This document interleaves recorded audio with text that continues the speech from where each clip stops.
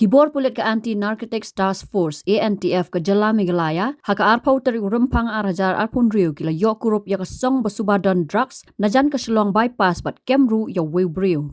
Dak bateri kam kat kum gijing tip baliok pediang ke kenhun ANTF kalpen upstrip hajan ke ISBT Shillong harut ke surak bypass hadian baliok jing tip bo wibriu unpoi ban IT ya kesong drugs. Kekenhuan kalabat ya kawi Maruti 800 registration ML not sanke hinyo saw wei saw bat kem yo tiu brio belatip kerteng kum Wanbor karpran.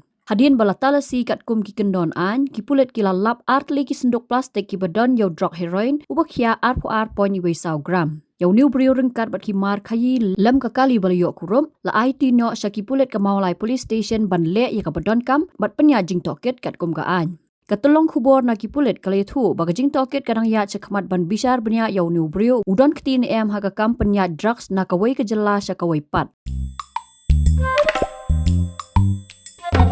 Habatin pej bahagi ki Shah plus F.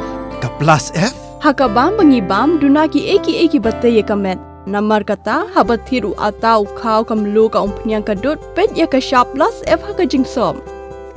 Yaki nutrient kum ki vitamin bat ka iron la icon diat bat ka bathau bha kam khta ka dur jing ki mar bam ka jing mat lani ka rukom shed yaki balehi banai kita ka don ka we ka jing mentoy ba kongsan ka kot ka khia ka nutrition ba kham bha ka jing im ba kham bha pendon kam daki mar bam modon ka Shah plus F menta kasni Lawan ra shapi lingba ko office jong commissionerate of food safety Meghalaya